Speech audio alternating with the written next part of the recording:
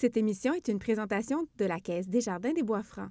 Pour répondre à vos besoins financiers, nous sommes la Force financière régionale.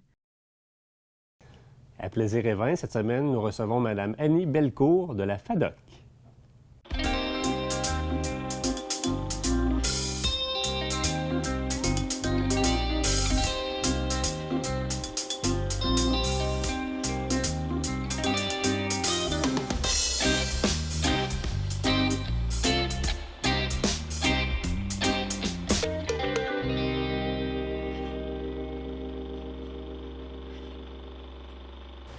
Bien, Annie, bonjour. Bonjour. Annie Bellecourt, directrice générale, finalement, de la FADOC.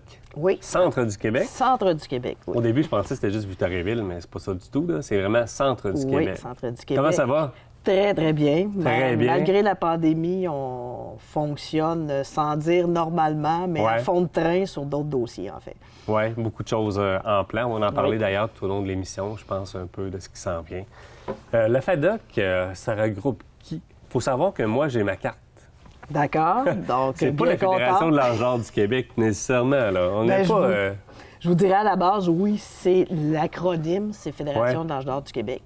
Par contre, de plus en plus, on utilise le terme FADOC qui est de plus en plus connu.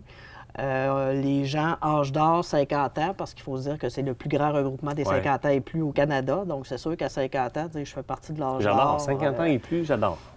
Alors, on donne de moins en moins la signification des lettres FADOC. On utilise FADOC pour faire un peu comme IGA. Il y a des gens qui ne savent plus ce que ça veut dire IGA. Bien, il y a des gens à 50 ans qui sont dans FADOC et ils ne se questionnent pas à savoir que veut dire l'acronyme de toutes les lettres du nom. Donc, on y va vraiment pour le mouvement des 50 ans et plus.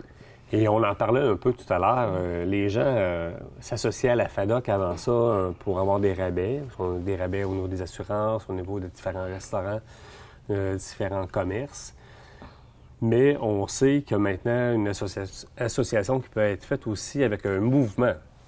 Oui, bien en fait, oui, effectivement, il y a 1500... Principalement, là. C'est ça. Il y a 1500 rabais, en fait, qui peuvent être associés à la FADOC partout au Québec, parce que c'est un mouvement aussi qui est québécois avec 16 régions un peu partout dans le Québec. Par contre, quand on est membre FADOC, on reçoit aussi une revue Virage, qui est la revue la plus lue au Québec et la plus vendue parce qu'elle est aussi en kiosque. Mais ce pourquoi les gens commencent, entre autres, à s'associer beaucoup à nous, c'est au niveau de la défense des droits collectifs. Donc, on est de plus en plus, étant plus de 500 000 membres au Québec, on est de plus en plus interpellé par les gouvernements en huis clos. On fait beaucoup de mémoires, d'avis, de communiqués. Et on réussit là, à poser des gestes concrets pour contribuer là, à la qualité de vie des aînés, en fait. Donc, on travaille très, très fort en ce sens et on est content de savoir que de plus en plus de gens prennent leur carte FADOC pour nous appuyer dans cet aspect qui, pour nous, est primordial. Là. Oui, on offre des activités, oui, on offre des rabais pour remercier les gens de s'associer à nous. Mais notre objectif principal est vraiment de contribuer à l'amélioration et à la qualité de vie de nos aînés, en fait québécois, centricois. Oui, oui. Si on parle d'enjeux, c'est quoi un peu les enjeux qu'on retrouve au niveau Centre du Québec, au niveau de la FADOC? Bien, je vous dirais, c'est... Est-ce que c'est juste pécunier ou autre chose? Non, je vous dirais, présentement, on a beaucoup d'appels, entre autres, en lien avec les résidences privées. Ou au niveau des bails, là, on va le travailler beaucoup cette année parce que c'est des résidences privées, donc pas nécessairement légiférées, difficile d'intervenir sur ce qui se passe. C'est sûr qu'eux aussi, là, je leur donne tout notre mérite parce qu'on va se le dire que dans la pandémie, je ne voudrais pas être directrice d'une résidence privée. Là. Non, c'est vraiment quelque chose. Mais par contre, au niveau des bails, là, c'est souvent là qu'on est interpellé. On a beaucoup d'appels de nos aînés centricois aussi. Là, ils viennent de recevoir le chèque de pension. Là. Et écoute, c'est ridicule. On va dire les vrais termes. Là. C'est des augmentations de 24 sous, 61 sous. Ça, je l'ai dit, 61 sous, j'ai vu ça passer. Là. Alors ça, c'est un grand dossier, là, en fait, qu'on va débattre cette année. Parce qu'en fait, il faut se rappeler qu'aux élections, M. Trudeau avait promis une hausse de 10 pour la sécurité, la pension de vieillesse. On n'est pas rendu là du tout. Là. Tout ce qu'on a réussi à gagner, c'est un de nos gains. D'ailleurs, durant la pandémie, on a réussi à avoir un gain de 300 $ et de 500 $ pour la pension, la sécurité de la vieillesse et le surplus de revenus garanti. C'est un montant ponctuel qu'ils ont donné, comme s'ils voulaient mettre un plaster sur le bobo puis dire, bon, regarde, les aînés ont eu leur part du gâteau, ils devraient se tenir peinards. Ils en parleront plus. Ça. Mais écoute, c'est ridicule, là, 300 puis 500 $ quand on sait que les gens qui sont sur le surplus de revenus garantis, en fait, c'est 18 000 là. Donc, 18 000, c'est prouvé que c'est les besoins de base. Tu ne t'achètes pas un steak avec 18 000 par année. Et les médicaments n'entrent même pas dans ça. OK. Donc, on veut vraiment, cette année, continuer notre travail en lien avec les élections pour augmenter de 10 % la pension de la vieillesse, c'est ça, pour tout le monde qui la reçoit, et avoir un 50 $ de plus par mois pour les gens sur le surplus de revenus garanti. Là. On avait réussi à avoir ça de 2013 à 2016, je crois, à un moment donné, que sur 3 ans, ils donnaient toujours 50 $ de plus par mois. Là, depuis, il n'y a pas eu vraiment de hausse. Donc, c'est ce qu'on veut vraiment débattre à ce niveau-là cette année en ce qui concerne là, ces deux régimes-là. Au niveau de la FADOC, on parle aussi d'activité. Je me souviens très bien que mes parents ont fait partie de cette association-là aussi. Ils participaient à beaucoup d'activités. Je pense que c'est un de vos mandats aussi. Oui. Et là, bien entendu, on est à revamper le tout. Mais effectivement, entre autres, on avait un gros salon qu'on tenait à Victoriaville, à la place 4213, entre autres, là, en partenariat avec eux. C'est un très beau salon. Il y en a plus de 1000 visiteurs. Donc, bien entendu, on veut reprendre le tout éventuellement. D'une autre façon. Mais habituellement, on faisait ça au printemps. Donc, avril, c'est demain matin. Fait que c'est sûr que pour cette année, au mois d'avril, surtout avec l'annonce qu'on a eue dernièrement, on ne peut pas cette année, en fait, s'en aller vers un salon. On a nos jeux régionaux qu'on a dû canceller l'année passée, qu'on voudrait reprendre. Ça, c'est en mai-juin. On lâche pas le morceau. Ouais. Alors, c'est sûr que ce ne sera pas les jeux régionaux qu'il y avait habituellement où on recevait plus de 700 participants. Ça, on oublie ça. Par contre, notre espoir est d'être capable d'en reprendre peut-être 2 ou 3 qui pourraient être faits plus d'une façon amicale que compétitive, parce qu'en fait, les gens qui participaient à nos jeux, les gagnants étaient invités à aller aux Jeux provinciaux par la suite. C'est sûr que cette année, on oublie cet aspect-là, mais je pense que quand on pourra reprendre, je pense que les gens ne seront pas exigeants. Ils vont vouloir seulement sortir chez eux, venir s'amuser. Donc, des activités comme le palais, je pense que c'est dans les premières activités, en fait, qui seraient très, très, très faisables. La pétanque. Le palais, c'est quoi le palais? Ce que plusieurs appellent le shuffleboard. OK, c'est bon. OK. C'est ça, mais le terme français étant le palais. OK. Donc, des activités en équipe plus restreinte. Donc, on aimerait ça. Notre objectif n'est pas de faire nos 14-15 activités, mais si on pourrait en reprendre 2-3 en lien avec nos jeux plus participatifs, on serait très, très, très content de pouvoir reprendre quelque chose. Puis il y avait une partie formation aussi, je pense, au niveau de la FADOC. Au niveau de la formation, au niveau ordinateur, au niveau... ça existe encore? Je vous dirais, là, on est à revamper, mais cahier devrait être prêt parce qu'on a toujours fait une formation adaptée pour les aînés. Donc, en petits groupes restreints de 6 à 8 personnes, jamais plus. Pour que les gens suivent un peu les tendances. Là. Et voilà. Et les documents, là, vraiment adaptés à un enseignement en présentiel. Alors, les documents n'étaient pas adaptés pour un enseignement virtuel. Alors, on vient de terminer, là, avec la FADOC provinciale, l'ajustement de ces documents-là. Donc, en revenant là, des fêtes, on revient. Alors, on tente là, de recruter des gens, si jamais il y a des gens d'informatique qui étaient intéressés à donner des cours au niveau virtuel. Je suis à ce niveau-là parce que j'ai des très, très bons professeurs en présentiel. Quelques-uns ont une petite ouverture, mais certains ne veulent pas se lancer dans le virtuel. C'est vraiment une autre façon de faire. Et ils ne se voient pas du tout enseigner en virtuel. Là. Absolument. Mais oui, on a cette offre de service-là là, qui arrive vraiment sous peu. Et on est là, à développer possiblement là, début février. On devrait lancer toutes sortes de petites activités virtuelles et s'associer là, à des partenaires qui en font déjà, qui sont déjà très professionnels dans le virtuel et auxquels on pourrait faire une offre de service exclusive à nos membres FADOC. Là. Donc, on tente autrement. Nous aussi, c'est beaucoup d'ajustements parce qu'on est on était là pour sortir les gens de l'isolement. Ouais. Donc, très convivial. On était des gens qui se touchaient beaucoup, tiens, je vais dire ça comme ça. Les gens aimaient ça s'entrelacer quand ils se voyaient. Les gens avaient besoin de cette proximité-là. Alors, on passe vraiment je dirais pas de héros à zéro, là, mais d'une façon de faire complètement différente au niveau des activités. Et il faut savoir qu'on a un bon pourcentage aussi de nos aînés qui n'étaient pas très bien équipés en informatique ou qui s'y connaissaient très peu. Fait que ça, c'est un autre enjeu très, très fort pour nous pour réussir à rejoindre notre clientèle et tenter de les aider. Bien ça va changer parce que de plus en plus, les gens sont équipés en ce sens-là. Que plus on va aller, d'après moi, plus les gens vont être... Bien, je vous dirais, là, on est un peu en test au niveau Bécancour parce que la MRC de Bécancour vient tout juste d'être mis sur la fibre optique au complet. OK. Et c'était une région qui était très, très faible chez les aînés au niveau informatique. Et on voit déjà là, que les gens commencent à s'intéresser davantage, s'achètent des tablettes. On a des appels, justement, les cours. Là, on a des demandes de cours qui augmentent. Donc, on souhaite là, que ça ait la même effervescence au niveau Arthabasca. Ça va bien dans la région Victoriaville. Mais je prends même moi qui viens de Saint-Rémy-de-Tinouic. Je vais vous dire que des fois, c'est un peu sacrant. Tu essaies de faire quelque chose, puis le réseau, ça plante. J'osais pas dire ça plante, mais ça plante. Ça plante.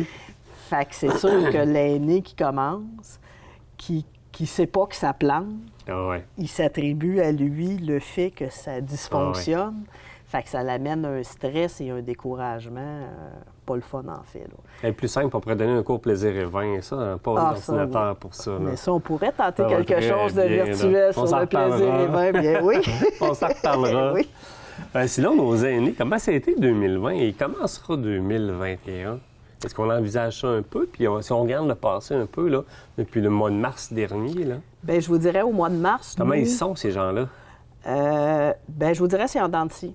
Ouais. Nous, au mois d'avril, on a appelé nos 10 000 membres aînés qui étaient âgés de plus de 70 ans. Quand on a fait nos premiers appels, les 80 ans et plus, on a commencé par eux, l'appel était fort bien reçu, apprécié, et on sentait déjà que les gens se sentaient isolés, pas de contact, il y avait besoin de parler. Et écoute, on se ramène, là, on est au début, on est au premier confinement. Là. Donc, c'était très, très difficile. Quand on a tombé au niveau du 70-80 ans, on avait quelques personnes encore là, un peu dans cette solitude-là, mais là, on sentait qu'on avait plus de couples, qu'on avait plus de gens actifs et que les gens avaient commencé à prendre des marches. Ça, c'était la grosse mode. Là. Les gens marchaient, mais réussissaient à trouver leur compte. Ce qui nous a frappé, nous qui travaillons avec les aînés, moi, j'ai comme 500 aînés, en fait, alentour de la FADOC Centre du Québec, qui travaillent dans mes 65 clubs. Et plusieurs me disaient, bien, sais-tu, je me rends compte que je faisais peut-être un peu trop de bénévolat. J'avais plus de temps pour moi, et là, je me rends compte que je suis capable de m'attribuer du temps. Donc, ceux qui étaient très, très, très occupés en dehors de leur chez eux se sont un peu redécouverts. Mais on sent quand même, là, si on reparle là où on est, là, on sent que les gens sont vraiment tannés. C'est la détresse. Je commence à avoir très peur pour la santé mentale de plusieurs personnes. J'imagine que la prévention suicide, ça ne doit pas être rose de ce temps-ci. J'extrapole parce que j'ai pas les statistiques, là, mais des appels que moi je reçois, je peux imaginer qu'eux, ça doit avoir augmenté parce qu'on en a beaucoup. Les gens en résidence privée, je donne encore mes éloges à tous les gens qui travaillent là, mais les aînés qui sont en résidence privée semblent trouver ça doublement plus difficile que les gens qui sont chez eux parce qu'ils sont légiférés et ils n'ont pas le choix. Là. Ouais. C'est pas un blâme, ils n'ont pas le choix de légiférer parce que ça va éclater.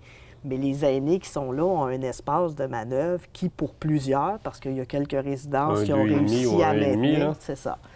Alors, eux, là, on sent et on entend aussi des gens qui veulent retourner en appartement après la pandémie pour éviter de revivre un contexte aussi serré.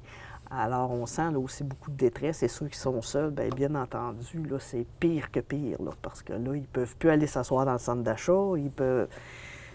Fait que c'est, on dit c'est la clientèle vulnérable. Et en même temps, ils comprennent. Et plusieurs ont peur. Fait que comme ils ont peur, ils n'osent pas non plus s'aventurer sur beaucoup d'espaces publics. Donc, même le peu d'espace qu'il y aurait droit, il y en a qui n'osent pas le prendre par peur de contracter le virus. Donc, c'est vraiment un phénomène social très épeurant au niveau de la santé mentale, là.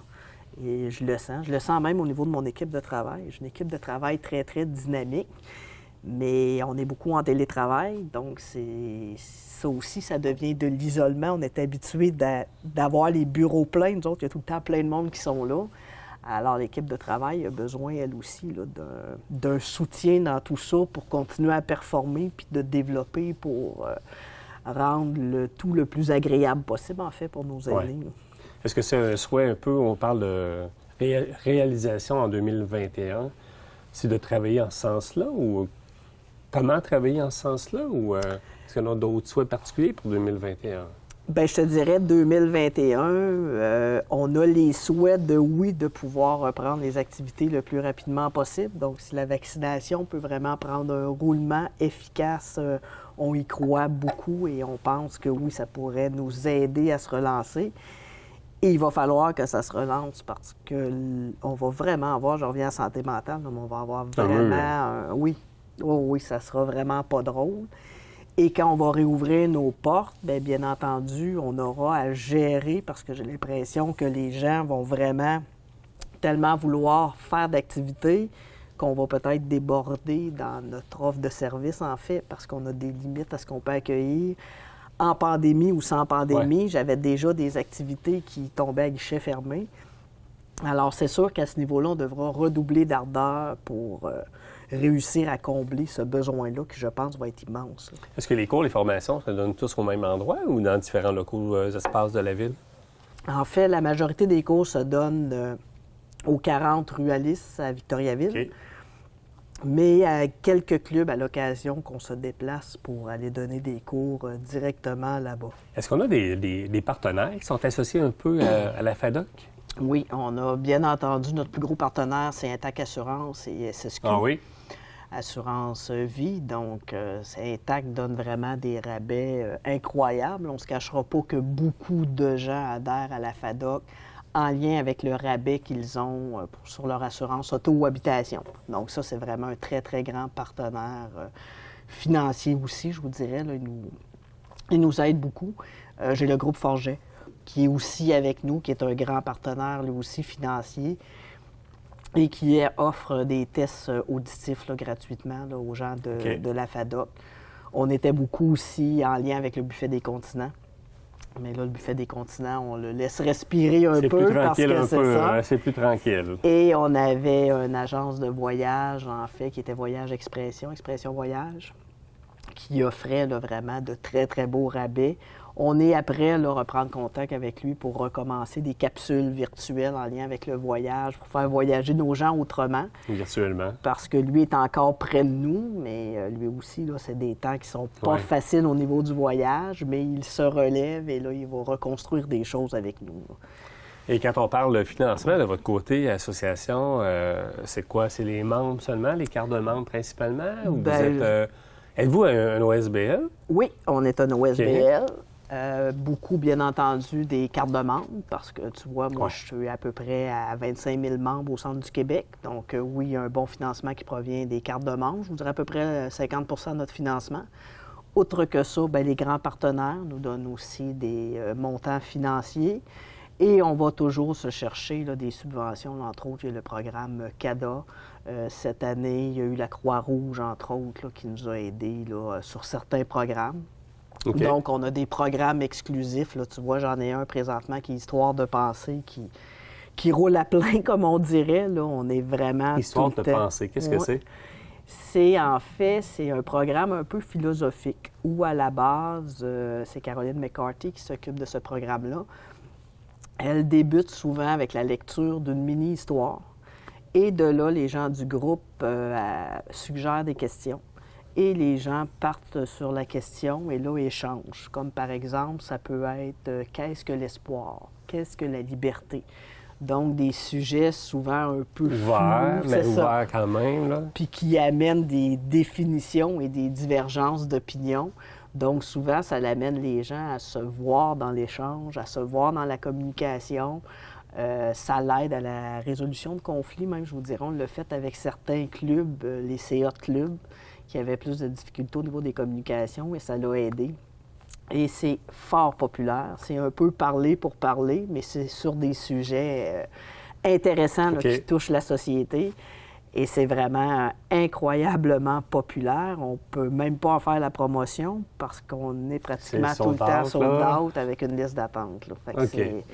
C'est là qu'on voit que les gens ont besoin de parler et d'échanger entre eux. 2021, c'est les élections au niveau fédéral.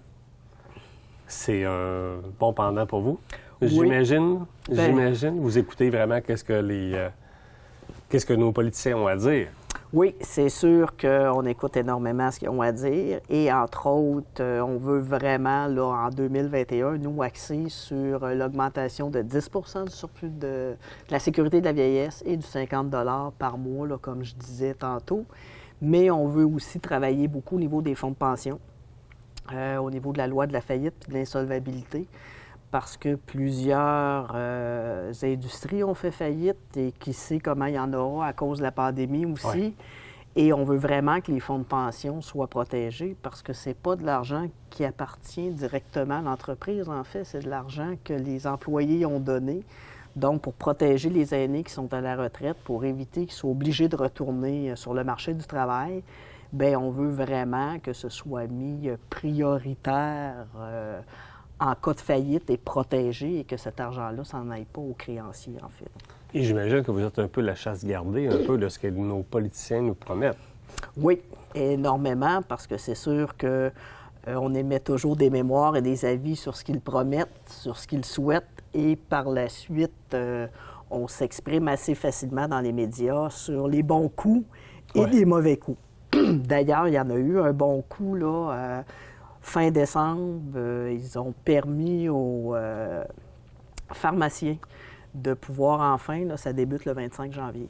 Donc, les gens vont pouvoir vraiment aller se faire les prescriptions, en fait, renouveler leurs prescriptions ou faire des changements mineurs.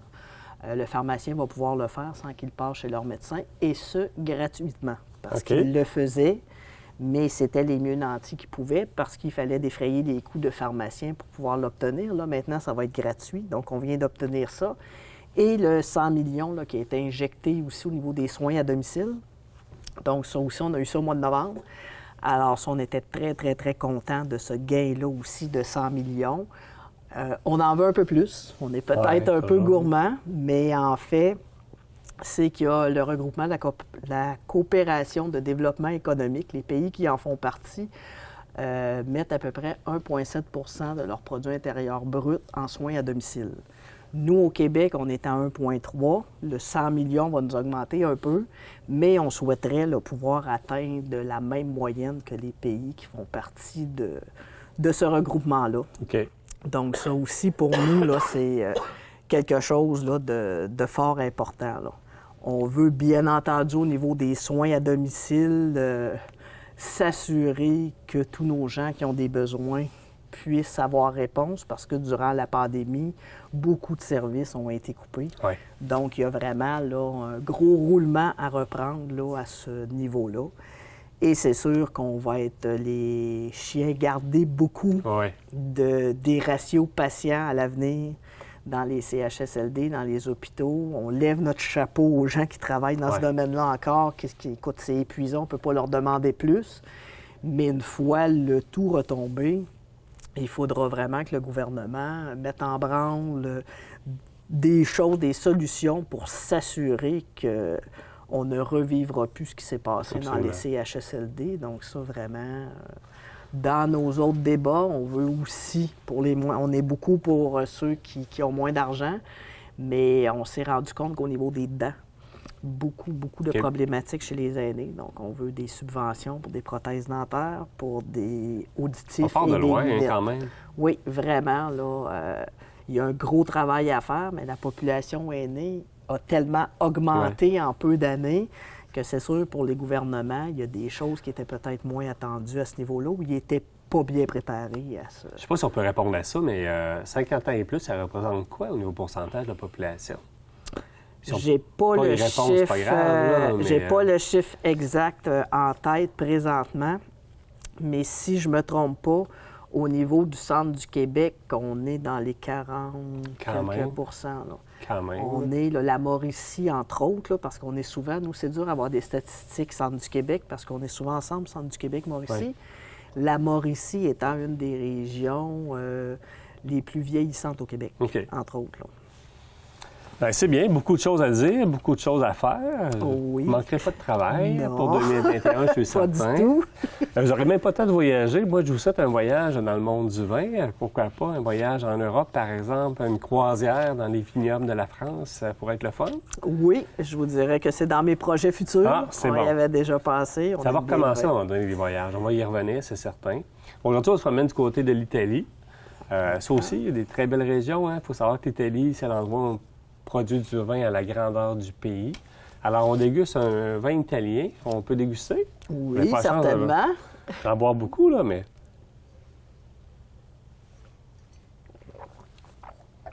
On a une belle présence de fruits, un vin qui est équilibré quand même. Équilibré veut dire qu'on n'a pas plus de tanin, pas plus de sucre. C'est vraiment l'équilibre qu'on retrouve là-dedans. Et c'est une région que j'affectionne énormément. Et c'est un vin qu'on peut prendre à l'apéro au début du repas avec un bon mijoté peut-être, là, qui cuisine toute la journée. Là. Nos parents faisaient ça et c'est encore plausible de le faire. Alors, on vous souhaite une belle année 2021. Beaucoup de projets et qu'on entende parler de vous de plus en plus, c'est certain. Et Fédération de l'âge d'or du Québec, on va oublier ça. FADOC 50 ans et plus. Je suis membre de ça. Fait que... Je vous dirais qu'on pourrait dire, même, on a commencé à dire parfois, FADOC 50 ans et mieux. Et mieux, c'est bien. Sinon, santé. Bonne année 2021. Au plaisir.